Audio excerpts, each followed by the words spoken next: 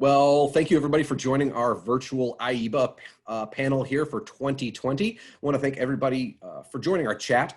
We have some of last year's IEBA Awards recipients, and they truly are the best in the business. Straight up for introductions, we have Josh Moore. He's the talent buyer for Bowery Presents.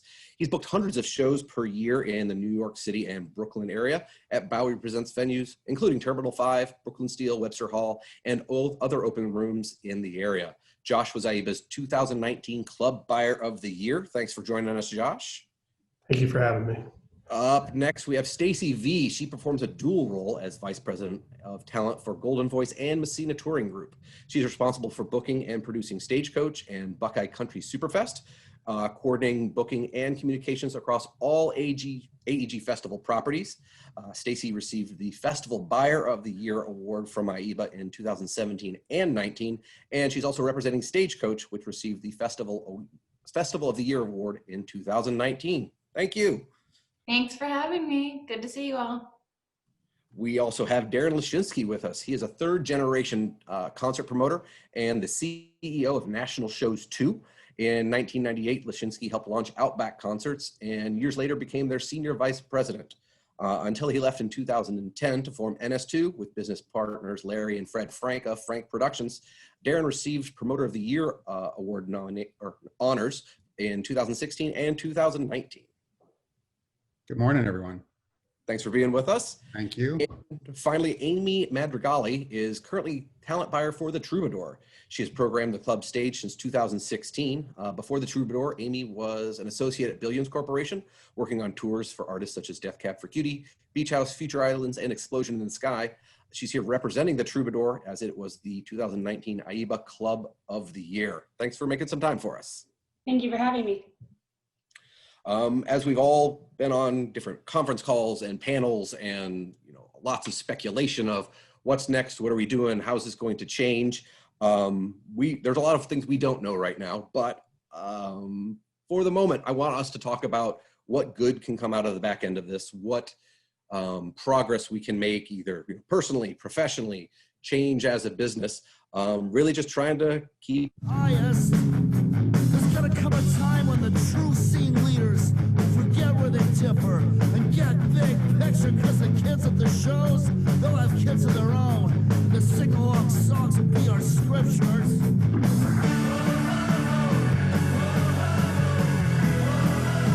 We gotta stay positive. Thank you, the Hold Steady, for a good mantra in this time of our lives. Yeah, thanks everybody for your time. I've kind of got some kind of different categories that we'll focus on. We're going to talk about what we think will be good for the long term of our business, what we think will be good for the long term, maybe for the fans or the near term, what's good for the artists, and maybe some elements of social change that will come out of this from the live event space. Starting off with good for our business. Again, revenues are nothing right now. Nobody has a clear path of when that next big show will be or when that next small show will be, depending on your market and where you are. But somebody recently told me, hey, if we just tread water during this, then it's kind of a waste. We want to keep our businesses open, but there's got to be some way to grow out of that. So one thing I was talking about with some people was, keeping up employee morale, making different connections with our employees. If anybody can touch on some things you're doing right now to keep people connected. We're not coming together in the office. We're not coming together backstage. So how are you keeping people in your offices engaged as much as you can? I'll jump in and start. So one thing we did was we moved the entire company, which is the majority of the employees for the company are in Madison, Wisconsin. We moved everybody onto Slack, and pretty much every conversation internally that we have, we're having video calls, even for quick 1-minute questions instead of like sending, texts or notes via Slack. We're actually doing all of that on video. And our CEO for the company, Joel Plant, daily has been sending out an end of the day email almost every day since the middle of March. And then we moved our all company staff meetings to probably about a 30-minute meeting every Friday, which we were doing once a month. So there's a lot of connectivity amongst all the employees, which are Madison, Columbia, Missouri, Nashville, Charleston, South Carolina. So that's been really nice to see that. Yeah, as we've talked on our side of things, everybody has different needs. If you are a single person living alone in an apartment, you need more interaction. You need to make sure people are out there for you, versus folks who have families and kids learning at home or juggling different things. So those virtual connections are really important. Yeah, I think, as Darren pointed out, I think staying connected with all the staff is, more important than ever, obviously, including those who are on reduced salary or furloughed, because I think that's something that's kind of affected a lot of us. Staying in touch with those people, letting them know, they're still part of the team, we're still thinking about them. I think for some people, not having that income is hard, but just like not being a part of something that they care about so much, like that's what they put their energy into, and like that's what kind of defines them a little bit. So to be sitting on the sidelines even in hard times is tough. Like nobody wants to not be included, adults. So reaching out to those people and keeping them in the loop on things that are going on, because times like this, like truly kind of all we have is each other. And Josh and I are lucky enough to work with a lot of people who we've worked with, some of us close to 2 decades. So they've kind of become family, and just lots of communication and patience, and realizing that everybody kind of has a different process, but we as leaders have to stay positive and focused and help get the rest of our staff through this, because they're kind of looking to us to do that. So that's what I think about when I wake up every day. That's awesome. You both mentioned video conferencing. We are now, our meetings are in people's homes, while we have these virtual backgrounds, quite often you'll see people's dogs or cats or kids running around in the background. I forget which, it was Stephen Colbert or somebody was joking that I didn't know Shannon had, chandelier money in her house. How does she afford a chandelier in her house? So we're seeing different elements of people that maybe we wouldn't see before. Has that, either Josh or Amy, has that anything fun come out of that? Or do you feel a more personal connection, maybe having seen the inside of somebody's home? We were invited over for lunch almost. I think. Yeah, go ahead, Josh. I live in a 1-bedroom apartment in New York City with my now wife, and it's been tough. She's on Zooms all day long. She works at Atlantic Records. I can't tell you how many times I've walked by their camera and not known she was, I was shirtless or in a towel, or just countless times I've walked by. So I don't know what they've seen. It's tough doing it. But it's also humanizing, these virtual things from home. Being a little bit less professional is humanizing. That's a funny moment for her coworkers, and hopefully there's a chuckle or two. I hope so. Yeah, and I think, being at home and being disconnected and then reconnected in these new ways, trying to be a little more understanding in every conversation I have, because even you may not see it in the background of their Zoom, we don't know what anyone's facing in this time. So thinking about every unanswered email or every unreturned phone call, just having a bit of grace and understanding for maybe they've got something going on that we don't know about, and maybe business has to wait, and just knowing that that's okay in this time, and we're gonna be the best leaders we can for our staff and for our partners and agents. And but yeah, just coming to every conversation with a little wider road for people to walk on. Awesome. Also things during this time, doing deeper dives. Let me know if there are any projects that you focused on either early on or more recently that you didn't have time before. Maybe you didn't have time to do an operational deep dive or a financial deep dive on different columns of your business, or marketing sides, or anything like that. Has anybody been able to take the time, take a step back, and maybe evaluate some processes that you didn't before? For the first time ever, we got all of the AEG festival properties all using the same offer language. So that was, quite a process, getting input from so many different talent buyers. Everybody's festival is different.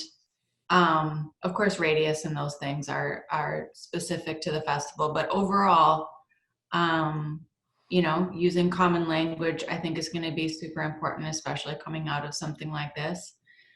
So I think there's a lot of efficiencies with production, marketing, a lot of conversations we're having with loyalty, things that have worked for, you know, certain festivals, you know, maybe we can try it with a different festival. So I think there's been a lot of efficiencies and creative conversations that are happening, as well as digging into, you know, and I can't really super talk about it right now, but, you know, there's a lot of things we can do with our festival properties, you know, venues, etc., that maybe don't have anything to do with live. So maybe, you know, zigging while everybody else is zagging, and trying something new and learning new skills, and diversifying, which has been really fun. No, that's great stuff. Anybody else? Deeper dives or new, again, like Stacey mentioned, thinking of things outside of your core business that you didn't have time or a need to before. Yeah, at the club, we've done some very practical things, cleaning, painting, maintenance, to make sure the club looks as fresh as possible when we're able to reopen in earnest. We also put an online merch store up for the first time. Prior to now, you had to come to the Troubadour to get that hat or t-shirt. And now we're happy to offer it online, which has been a bit of a financial lifeline for us, as well as a practical one. And it's been fairly popular, and we're really grateful to everyone who's been buying and wearing our merch and posting about it and keeping awareness up for the club. And then looking into live streaming and filming. We're working on that. It's an ongoing project, but it's new for us, and it's exciting to be able to take the club and the brand of the Troubadour online for the first time. We've had a couple of different departments who've had additional time on their hands during all of this. I know have taken deep dives, like the marketing department, with a lot of cross training and digital marketing training. On the talent buying side of things, took a real deep dive into a new business plan, which was a very time consuming process for putting tours together. And then on the owned and operated side, we also had they created a concert in a box in Madison at the Sylvie, where they sold masks and t-shirts, and believe they had beer in that. And then in Charleston at the music hall, they did the same thing. They had like a concert in a tote, which was just a way to connect with some of our core patrons in the marketplace. And those all sold out. The support was amazing for all of that. I'm pretty sure in Wisconsin, you could always get beer to go, but now it's even more appreciated. Yeah. Good deal. Up next, what might be good for the fans on the flip side of this? You know, it won't be one big boom, like off to the races where everything's back to normal suddenly. It'll be slow and steady, maybe with regional concerts or by size of venue, then picking on up. So what are some things, do you think maybe lower ticket prices, you know, because while expenses on the road may go up, but there's less demand for shows or anything like that? Or can you guys foresee maybe some lower ticket prices in the future for fans if guarantees come down because people are willing to take less risks?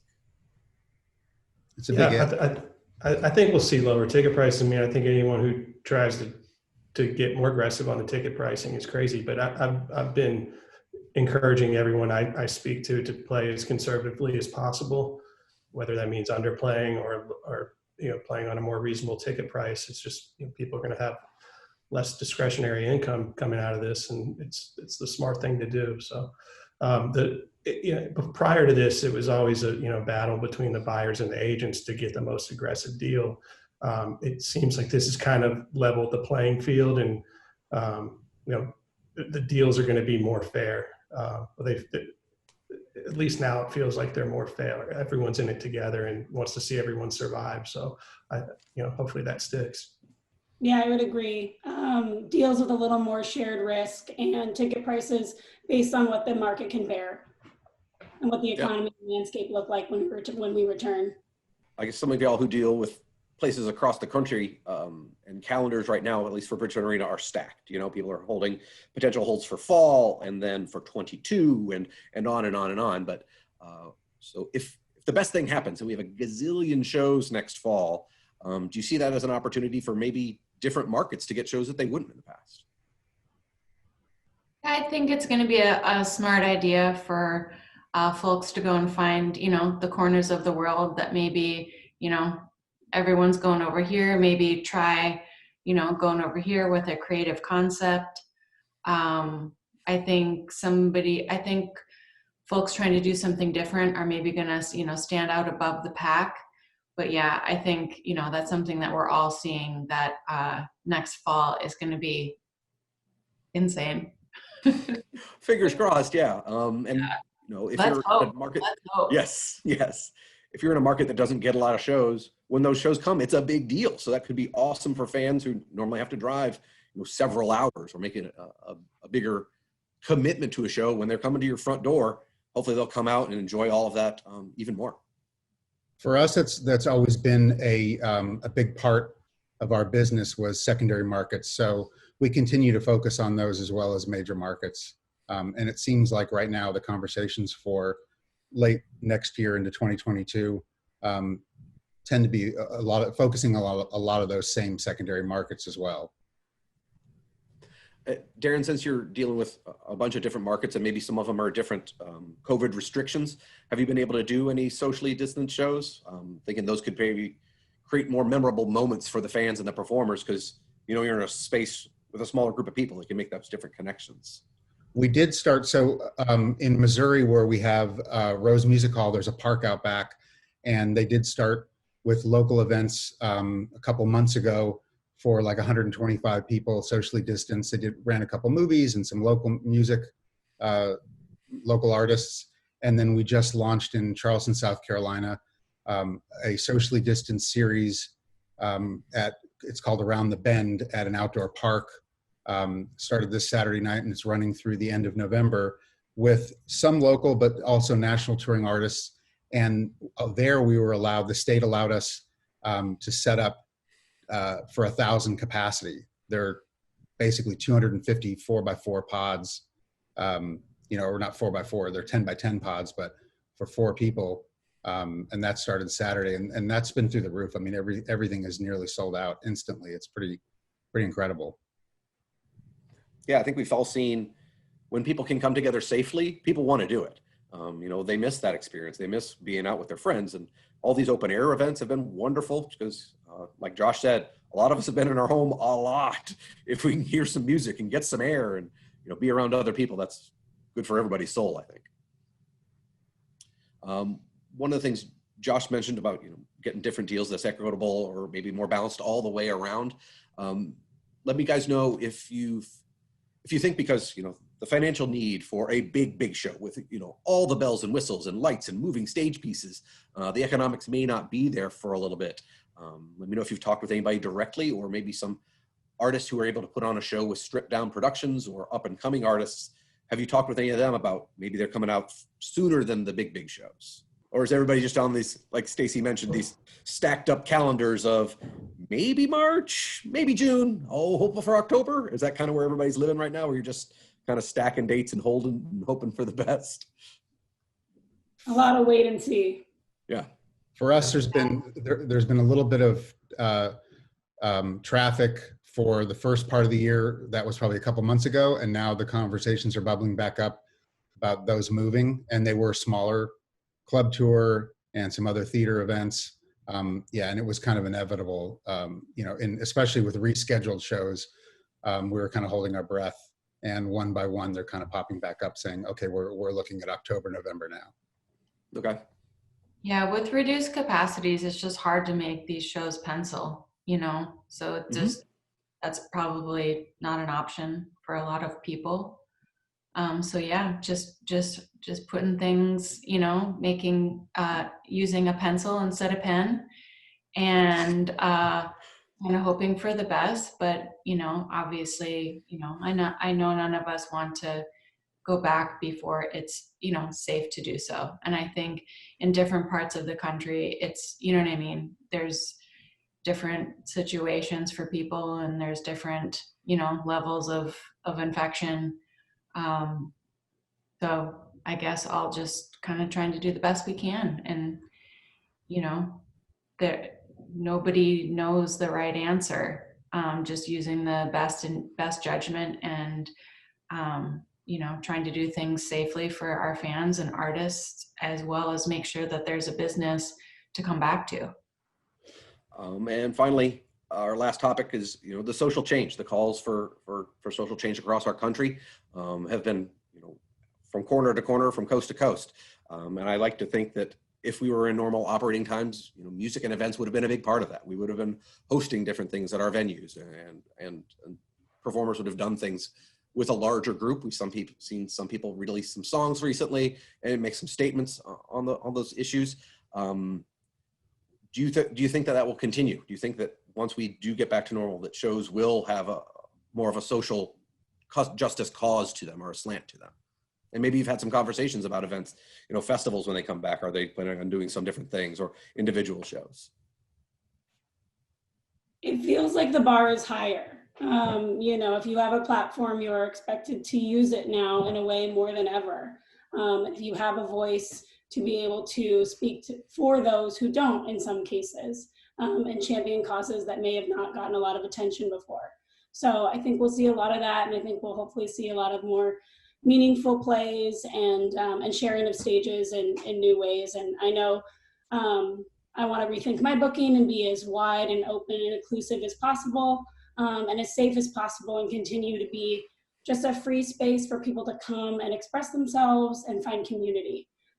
So I'm excited to see what the artists in our industry can come up with to make it a better, more equitable place for all of us.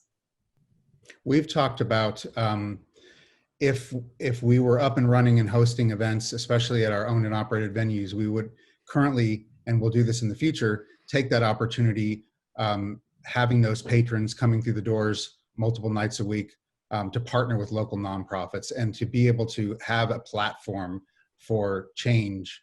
So that's something that we have a committee that's been created amongst the employees, and those discussions have been ongoing.